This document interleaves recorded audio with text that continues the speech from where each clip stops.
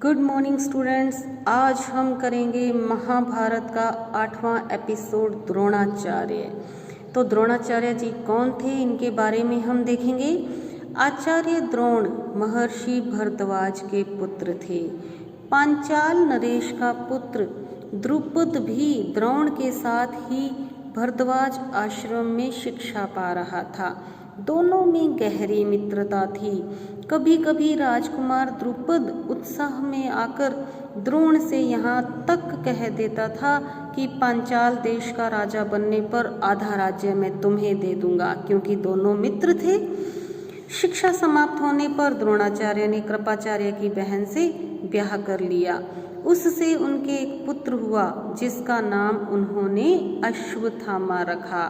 तो बच्चों, अश्वत्थामा के पिता का नाम क्या था? द्रोणाचार्य। द्रोण अपनी पत्नी और पुत्र को बड़ा प्रेम करते थे। द्रोण बड़े गरीब थे। वह चाहते थे कि धन प्राप्त किया जाए और पत्नी व पुत्र के साथ सुख से रहा जाए। एक दिन उनको खबर लगी कि परशुराम अपनी सारी संपत्ति गरीब ब्राह्मणों को बांट रहे हैं, तो भागे भागे उनके पास गए।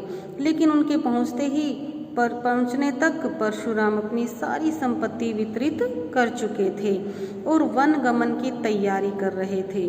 द्रोण को देखकर वह बोले, ब्राह्मण श्रेष्ठ, आपका स्वागत है, पर मेरे पास जो कुछ था वह मैं बांट चुका हूँ। अब यह मेरा शरीर और धनुर्विद्या ही है। बताइए मैं आपके लिए क्या करूं? तब द्रोण ने उनसे सारे अस्त्रों के प्रयोग तथा रहस्य सिखाने की प्रार्थना कर ली और द्रोण को धनुर्विद्या की पूरी शिक्षा दे दी। कुछ समय बाद राजकुमार द्रुपद के पिता का देहावसान हो गया और द्रुपद राजगद्दी पर बैठ गया। अब द्रोणाचार्य को ये खबर लगी तो बड़े प्रसन्न हुए। क्यों प्रसन्न हुए? क्योंकि बचपन में उन्हें ये बात याद थी कि आधा राज्य तुम्हें दे दूंगा। तो अब ये सोचकर वो द्रुपद के पास गए। अब क्या हुआ जी? मित्र द्रुपद, मुझे पहचानते हो ना? मैं तुम्हारा बालपन का मित्र द्रोण हूँ। अब भाई ऐश्वर्य के मद में चूर राजा द्रुपद को द्रोणाचार्य का आना भी बुरा लगा। ऐसा ही होता है ना, जब बहुत पैसा आ जाता है एक दोस्त के पास तो वो अपने गरीब दोस्त को पहचानने से भी मना कर देता है। और द्रोण का अपने साथ मित्र का सा व्यवहार करना तो और भी बुरा लगा। वह द्रोण पर गुस्सा हो गया और बोला, ब्राह्मण, तुम्हारा यह व्यवहार सज्जनोचित नहीं है। मुझे मित्र कहकर पुकारने का तुम्हें साहस कैसे हुआ? सिंहासन पर बैठे हुए एक राजा के साथ एक दरिद्र प्रजाजन की मित्रता कभी हुई है? तुम्हारी बुद्धि कितनी कच्ची है। लड़कपन में लाचारी के कारण हम दोनों को जो साथ रहना पड़ा, उसके आधार पर तुम द्रुपद से मित्रता का दावा करने लगे। अर्थात बचपन में साथ रहे तो इसका मतलब ये थोड़ी है कि तुम एक राजा के मित्र हो गए। दरिद्र की धनी के साथ, मूर्ख की विद्वान के साथ और कायर की वीर के साथ कभी मित्रता हो सकती है? मित्रता बराबरी की हैसियत वालों में ही होती है। जो किसी राज्य का स्वामी न हो वह राजा का मित्र कभी नहीं हो सकता। अब द्रुपद की इतनी कठोर और गर्व से भरी हुई, घमंड से भरी हुई बातें सुनकर द्रोणाचार्य बहुत लज्जित हुए और उन्हें क्रोध भी आया। उन्होंने निश्चय किया कि मैं इस अभिमानी राजा को सबक सिखाऊंगा और बचपन में जो मित्रता की बात हुई थी उसे पूरा करके ही चैन लूंगा। वह हस्तिनापुर पहुँचे और वहाँ अपनी पत्नी के भाई कृपाचार्य के यहाँ गुप्त रूप से रहने लगे। एक रोज हस्तिनापुर के राजकुमार नगर से बाहर कहीं गेंद खेल रहे थे कि इतने में उनकी गेंद एक कुएं में जा गिरी। युधिष्ठिर उसको निकालने का प्रयत्न करने लगे तो उनकी अंगूठी भी कुएं में गिर गई। सभी राजकुमार कुएं के चारों ओर झांक झांक कर देखने लगे, पर उसे निकालने का कोई उपाय नहीं सूझता था। एक कृष्ण वर्ण का ब्राह्मण मुस्कुराता हुआ आया और सब चुपचाप देख रहा था। राजकुमारों को उसका पता ही नहीं था। राजकुमारों को अचरज में डालता हुआ वह बोला, राजकुमारों बोलो, मैं गेंद निकाल दूं तो तुम मुझे क्या दोगे? ब्राह्मण श्रेष्ठ, आप गेंद निकाल देंगे तो कृपाचार्य के घर आपकी बढ़िया दावत करेंगे। युधिष्ठिर ने हंसते हुए कहा, तब द्रोणाचार्य ने पास में पड़ी हुई सींक उठा ली। सींक अर्थात झाड़ू होती है ना, उसका तिनका, और उसे पानी में फेंका। सींक गेंद को ऐसे जाकर लगी जैसे तीर, और फिर इस तरह लगातार कई सींकें वे कुएं में डालते गए।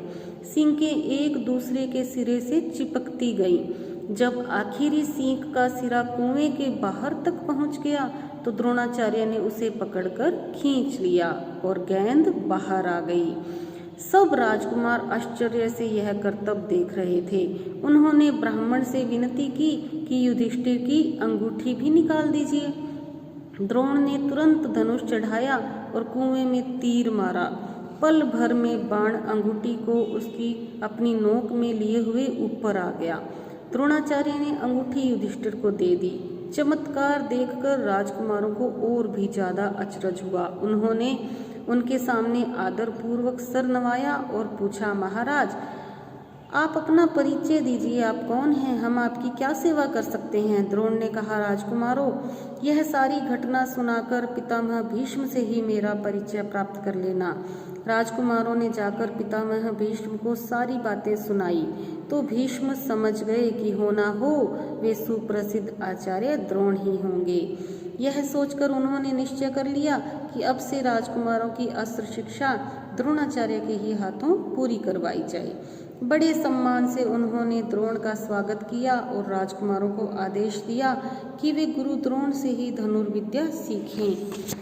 कुछ समय बाद जब राजकुमारों की शिक्षा पूरी हो गई तो द्रोणाचार्य ने उनसे गुरु दक्षिणा के रूप में पांचाल राज द्रुपद को कैद कर लाने के लिए कहा। तो देखो बच्चों, वो उनको अभी तक अपना अपमान याद था। उनकी आज्ञा अनुसार पहले दुर्योधन और कर्ण ने द्रुपद के राज्य पर धावा बोल दिया, पर पराक्रमी द्रुपद के आगे वे न ठहर सके, हार कर वापस आ गए। तब द्रोण ने अर्जुन को भेजा। अर्जुन ने पांचाल राज की सेना को तहस नहस कर दिया और राजा द्रुपद को मंत्री सहित कैद करके आचार्य के सामने ला खड़ा किया। द्रोणाचार्य ने मुस्कुराते हुए द्रुपद से कहा, हे वीर, डरो नहीं, किसी प्रकार की विपत्ति की आशंका न करो।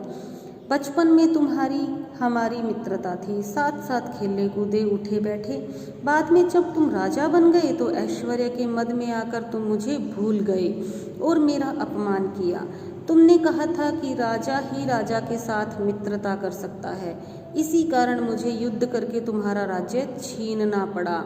परंतु मैं तो तुम्हारे साथ मित्रता ही करना चाहता हूँ, इसलिए आधा राज्य तुम्हें वापस लौटा देता हूँ, क्योंकि मेरा मित्र बनने के लिए भी तो तुम्हें राज्य चाहिए ना। मित्रता तो बराबरी की हैसियत वालों में ही हो सकती है। देखो बच्चों, उन्होंने पूरा राज्य लेकर आधा राज्य द्रुपद को वापस लौटा दिया।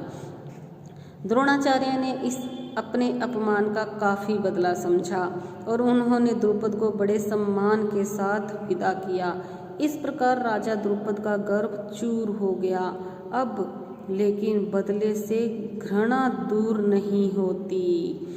प्यार से ही जीता जा सकता है, किसी से बदले से नहीं। किसी के अभिमान को ठेस लगने पर जो पीड़ा होती है उसे सहन करना बड़ा कठिन होता है। द्रोण से बदला लेने की भावना द्रुपद के जीवन का लक्ष्य बन गई। उसने कई कठोर व्रत और तप इस कामना से किए कि उसे एक ऐसा पुत्र हो जो द्रोण को मार सके और साथ ही एक ऐसी कन्या हो जो अर्जुन को ब्याही जा सके। आखिर उसकी कामना पूरी हुई। उसके धृष्टद्युम्न नामक एक पुत्र हुआ और द्रौपदी नाम की एक कन्या। आगे चलकर कुरुक्षेत्र की रणभूमि में अजेय द्रोणाचार्य इसी धृष्टद्युम्न के हाथों मारे गए थे। तो ये थी द्रोणाचार्य के बारे में पूरी कहानी। कल हम फिर मिलेंगे नई कहानी के साथ, नए एपिसोड के साथ। बने रहिए मेरे साथ।